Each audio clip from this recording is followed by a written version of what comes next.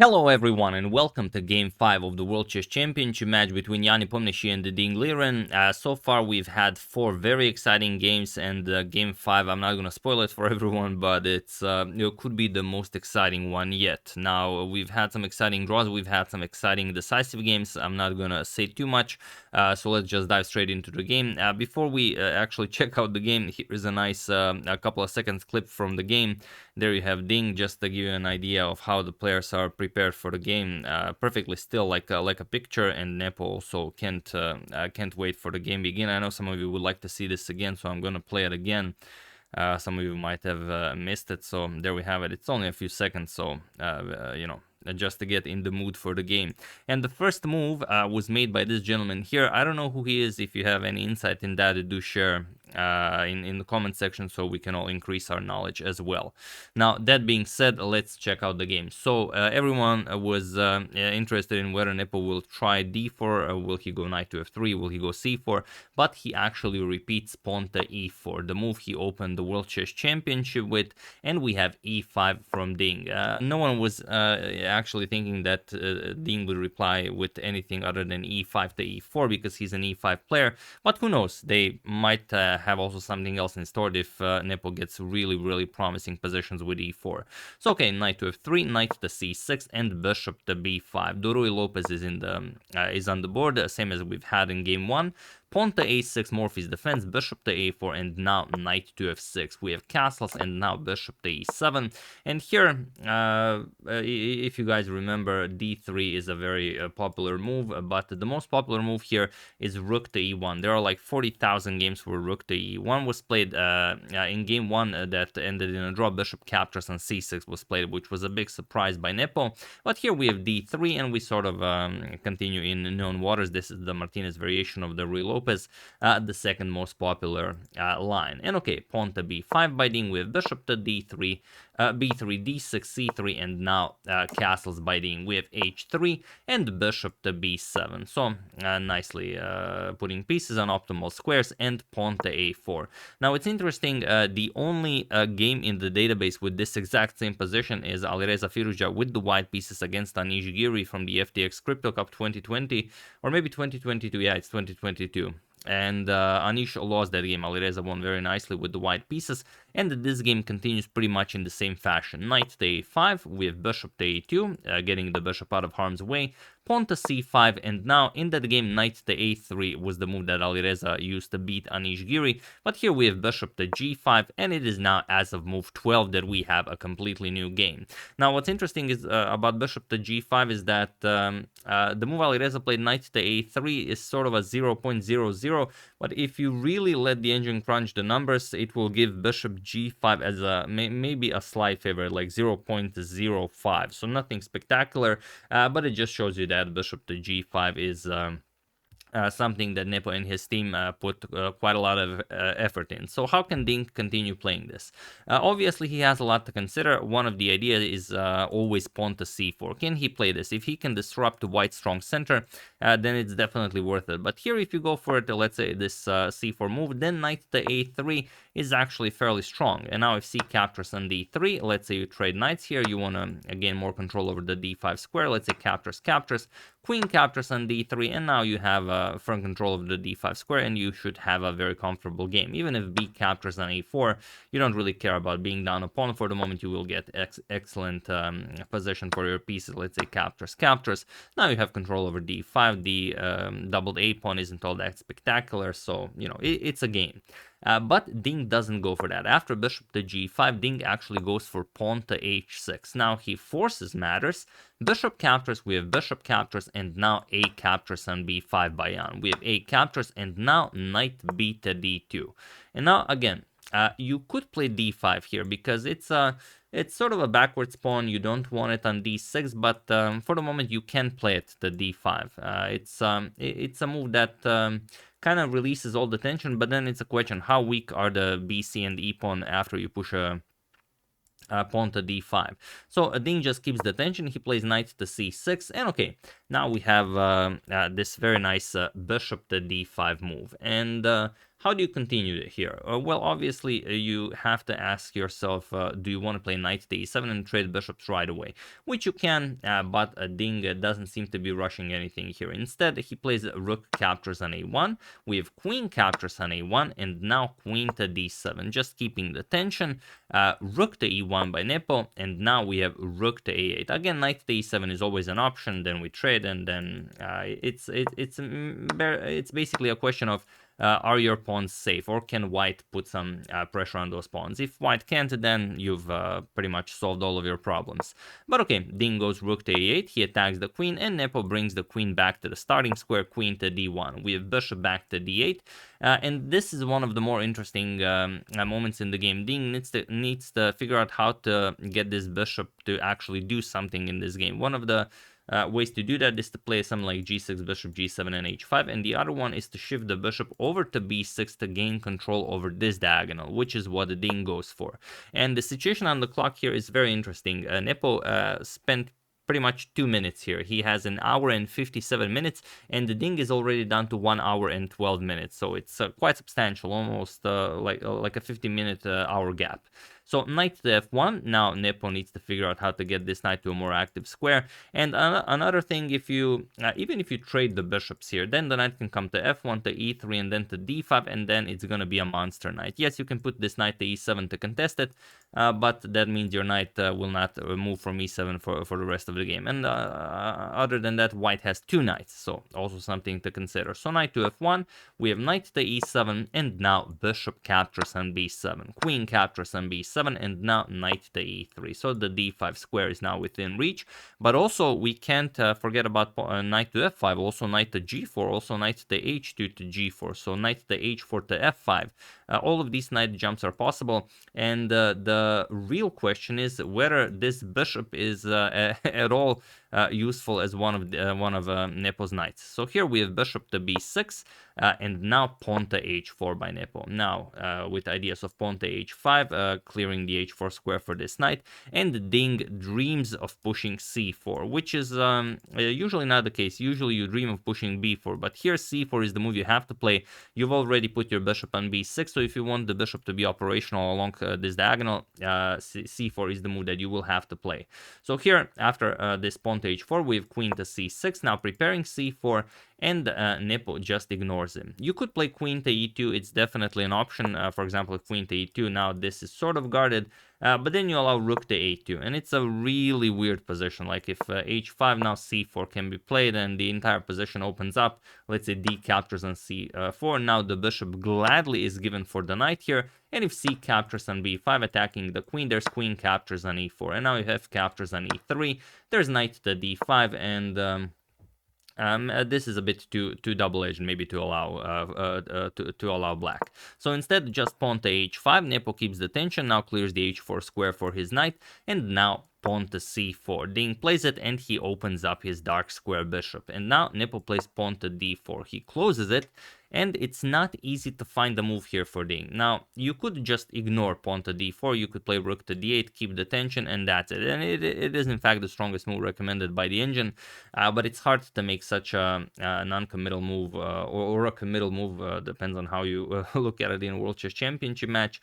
Another thing you could do is, of course, capture. You don't, for example, if you capture, which was played in the game, you might consider something like c captures on d4, but then you have this 2-to-1 advantage that black has on the queen side, and then pawn to b4, pawn to c3. At some point, a passed pawn will be created, and you're again giving black a bit too much. So Nepo, of course, knows that he has to play knight captures on d4, not c captures on d4. He attacks the queen, and now Ding plays queen to c5, which is a way to keep the game going. If Ding goes back, queen to b7, then we basically trade everything down. Then knight e to f5 comes, then we trade. Let's say bishop captures on d4, queen captures on d4, knight captures on f5, e captures, and queen to d7. and it's some sort of a weird drawish position where if f6 is played, which is kind of the move you want to play, if you want to attack black, then rook to e8 forces a rook trade, attacks the rook on e1, let's say rook captures, queen captures, and now you might even play queen captures on d6, but now queen to e1, check, king h2, and queen captures on f2, and you will always have a perpetual here. So not much to look for if you want to keep the game going. So while possible, Ding decides to go for queen to c5. He puts pressure on this diagonal, and now Nepo needs to make a decision. Does he want to play queen to f3, or does he want to completely disregard that he's weak along this diagonal and play queen to g4? Now, queen to f3 is a move that solid players would make, and queen to g4 is a move that a player like Nepo would make, as he never shies out from making such awesome sacrificing moves, not sacrificing in material, but just in position. I will show you what happens. Nepo did play queen to g4, but if queen to f3, then the point is, and probably why Nepo didn't play it, is that after queen to g5, now the point is e5 attacks the rook on a8, you have to play pawn to d5, and now it doesn't seem like white has a way to continue the game. But there is this very, very cool pawn to e6 move, and now it's very hard to continue. The problem is, let's say rook to f8, there's this very nasty rook to a1, and the black doesn't seem to have a good response. You can never capture this because just queen captures on f8 and it's game over. Captures now, knight captures with check, forks the king and the queen.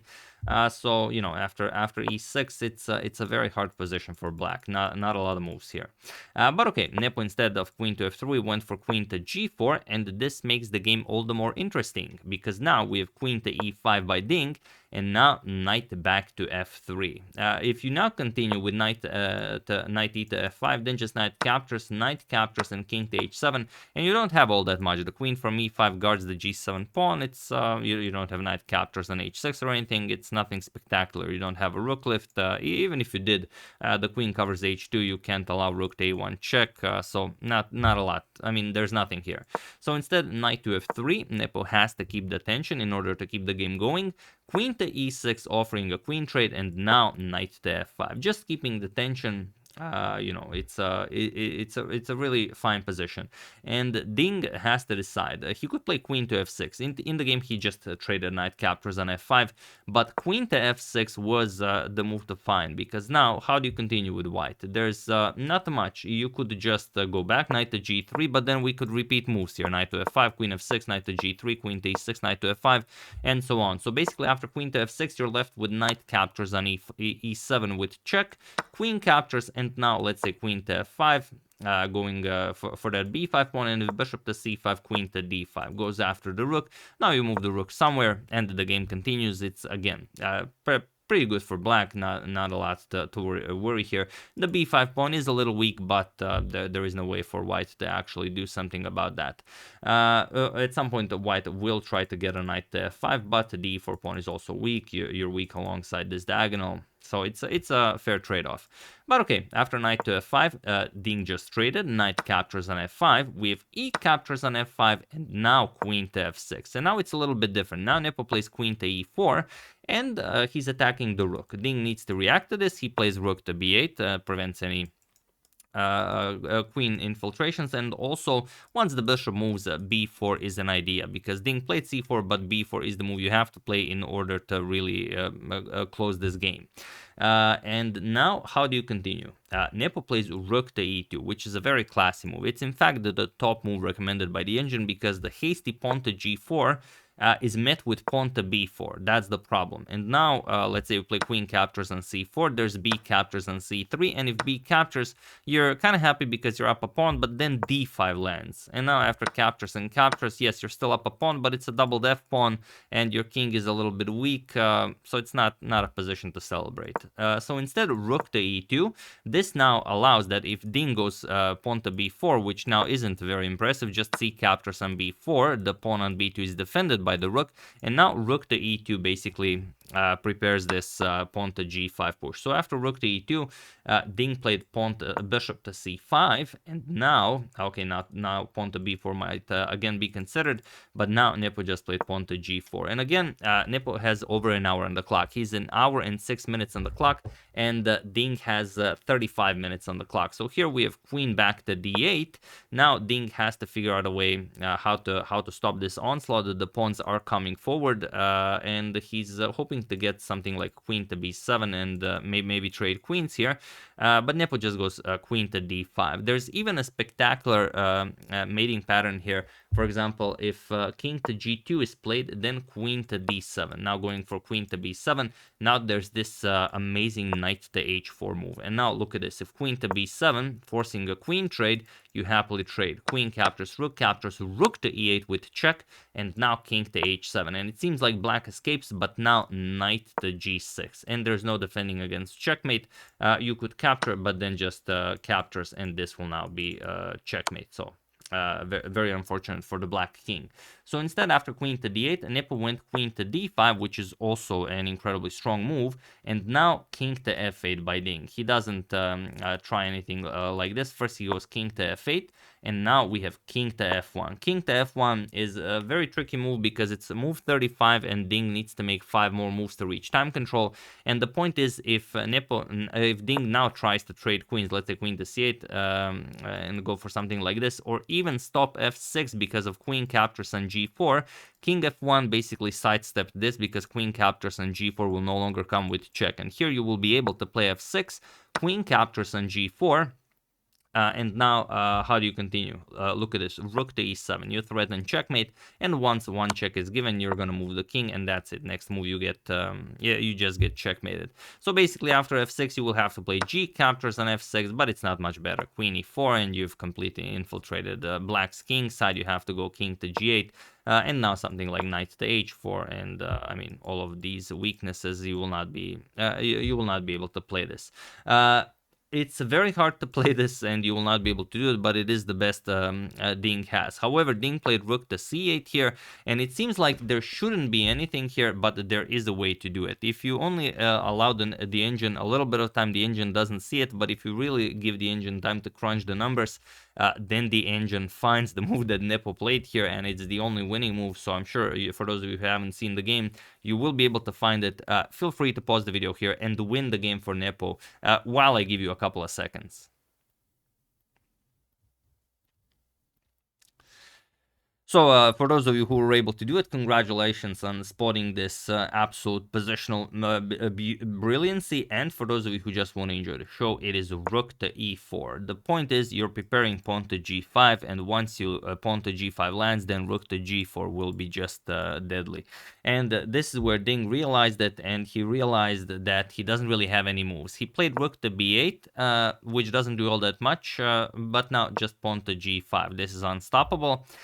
H captures on g5, and now rook to g4. And now again, not much to be done here. The problem is f6 seems like it holds everything, but look at this, knight to h4. And now how are you stopping knight to g6? Knight to g6, once it lands, it's over.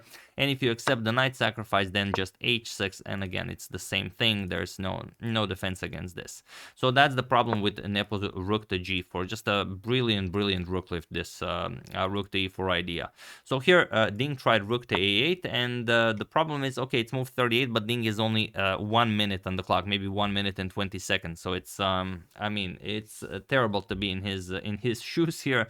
And Nepo plays the strongest move, knight captures on g5. Nepo playing really the one of the finest games of his life. We have rook to a1 with check, and now Nepo goes king to e2, which is winning. And this is he probably didn't want to put too much pressure on Ding, because this is move 40, and it would put a lot of pressure on Ding. But the problem is, if he plays king to g2, it's very straightforward what Ding's next move will be. It will be queen to a8, and then Ding will get additional time. Okay, he will be given additional time, but the position is completely winning. And I will just show it because it's so spectacular. Look at this. Queen captures on a8, rook captures on a8, and now pawn to f6. Now, you don't really have a way of dealing with this. Doesn't matter if you capture, if you don't, the h pawn will become a passed pawn. So g captures, knight to h7 check, forcing the king away from the G file, king to e7, now rook to e4 with check, you can't go to f8, so you have to go to d7, knight captures on f6 with check, king has to move, and now rook to d8, blocks the rook, and now the h-pawn is unstoppable regardless of whether you trade rooks or not. Even if captures, you don't have the d4 square, you cannot stop the passed h-pawn, so this is completely crushing for Nepo. But Nepo didn't go king g2, he went king to e2, sort of allowing a few checks for Ding, but it doesn't matter. Queen to e7 with check was played, and now knight to e4, and here everyone thought that the Ding would just resign, but Ding did not resign. He was granted additional time because move 40 has been reached, and Ding actually found some very nice defensive resources here, and it's very instructive and very inspirational, because we've all been in these situations where you can just resign, but it's always make your opponent work for his meal, never just give it to him for free. And here we have queen to e8 by Ding. Now I'm just gonna show you what happens if you play something like b4. The problem with b4 is that rook captures on g7, and black resigns. If king captures, pawn to f6 with check wins the queen, and if you don't play that, let's say you play rook to a2, which is also a fine move, let's say f6, and now after rook captures on b2 with check, you even allow this, king to d1. Now it doesn't matter if you check the king again, just king c2, and if you don't, you have to do something about this pawn. G captures, now queen to a8 with check, and the king has no squares, you have to block, and now rook to g8 check wins the black queen again. So in 2 lines that we've checked, the black loses the queen. So Ding finds the only line where he keeps the queen, which is queen to e8, and now we have king to f3 by Nepo. It's definitely the way to go. You could play some other moves, but king to f3 is just very nice, and also it just unpins from the knight, just for fun, because this is winning in so many ways. I'm going to show you a fine one, and it's very similar, because after f6, G captures on f6 and h6, it seems like now you're just lost. But what about rook to h1? Is this playable in any way? Not really. King to f3 will be played, and you don't have a move here. If rook captures on h6, you're just gonna play knight captures on c5, and that's it. Black is down material. You can't capture back, because if you capture back, just queen captures on c5 with check, and it's the same trick. Ding always has to worry about this trick. You're gonna give a nice check here, or something, or you're just gonna, or maybe like this, a rook to g8 with check, king captures, queen captures here, and the queen will of course overcome the rook. So Nepo basically plays that, only he knows that king to f3 will be a useful move in that line, so he just plays it, and there's no way for Ding to improve his position. So here, queen to a8, it's the only counterplay Ding has, and now Nepo had to calculate very precisely whether he has a winning endgame or not, and he calculates precisely. He plays queen captures on a8, rook captures on a8, and now pawn to f6, a move that comes in every line, because it just creates a passed h-pawn, and the rook cuts off the king from the defense of the h-pawn. And now if g captures, of course, just knight captures on f6, there's no move you can make here, even this threat of just winning the rook, so you're just gonna move the king, now knight to g8 with check, and that's it. King to d7, h6, and there's no stopping the pawn. The rook is helpless, and the bishop is also helpless. Notice how this bishop has been pretty much helpless for the entire game, even though Ding played some very awesome maneuvers here with shifting the bishop over to this diagonal, but the bishop just had no purpose. Nepo just completely outplayed the Ding with this setup. So here g6, it's a very suboptimal move, but positionally, but Ding has to make it. Unfortunately, h captures, f captures, and rook captures on g6. And now Nepo was shocked by Ding's next move, and that is rook to a2. And all of a sudden, from that position that was completely tactically winning for him, he finds himself in this position where, okay, he's up a pawn, but it's a doubled f pawn. Is it really winning once Ding captures the b2 pawn? What is there? Well, of course it is winning, but you could easily mess it up. Like, let's say you play knight to g5. It seems like a move you really want to play, knight h6 check, and then, you just bring a queen into the game.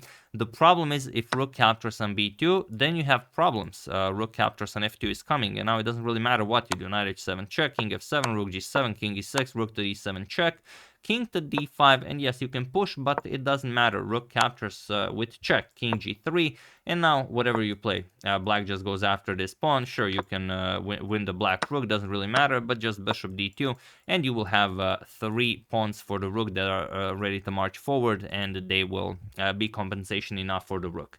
So after rook to a2, Nepo of course did not go for that. He played king to g4, and here we have rook captures on b2 and rook to h6, and he was in this position on move 48 that Ding Liren resigned the game, and game 5 goes to none other than Llada Nepomniachtchi, who once again takes the lead in the match. And now he has 2 wins, Ding has only 1 win, and it is up to Ding to try and bounce back tomorrow. Tomorrow is not a rest day, tomorrow is also a play day, and Ding will have the white pieces, so we'll see what he and his team come up with to try and bounce back in this match. But I mean, it's not gonna be easy, and a lot of people were saying, okay, Nepo just completely fell apart like in his World Chess Championship match against Magnus Carlsen, but now he just came back and he played like an absolute machine. Okay, we've shown that the positions on the board could have been drawn, but of course every position can be drawn with perfect play.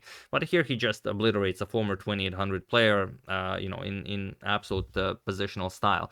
And interestingly, out of the last 4 games, we've had 3 decisive games, and this is a World Chess Championship match. I have no idea when was the last time when there were 3 decisive games in 4 games. Definitely before 2013. I have no idea which World Championship would that be. But we are seeing some incredible chess here, probably due to the fact that there are players of opposite styles. Like Ding is incredibly tactical, but here you just feel how Ruy Lopez is such a strong positional opening that even Ding, with his incredible tactical sense, was unable to sense all of the tactics that could arise from such positions. And yeah, if you guys are wondering why you resigned here, is that you have no move here. It's you're completely without a move. The rook cannot capture because the knight covers the pawn, and the king will go to g6, for example, and rook to h8 will be checkmate, or king to g8 will be played, then the pawn will be promoted to a queen. Or if you capture the pawn here with the bishop, then rook to h8, check, king to f7, and king to f5, and the king has no squares. Next move, knight captures on d6 will be checkmate. Rook has no checks, or if you prevent this check, then knight to g5 will be checkmate. So whatever Ding does here, it doesn't really matter. Nepo played an absolute masterclass, and it will be very interesting how Ding comes back from that, and what he and Richard Rapport will prepare for his next game with the white pieces. So yeah, that's the game. Hope you guys enjoyed it. Very nicely done by both of them. I mean, this has been a spectacular World Chess Championship so far, and out of the five games that we had, so many decisive games. And you all know what comes next. Next is Game 6 of a World Chess Championship match, and everyone knows that Game 6 is always the most special game of any World Chess Championship. Let's hope this one does not disappoint, and we'll see what happens tomorrow. So that's the game. Hope you guys enjoyed it. I would like to thank Muchacho Militaria, Phil Maltos, Baxter, Reed Fransley, and Chris Johnstone for a contribution to my channel. Thank you a lot. I really appreciate it.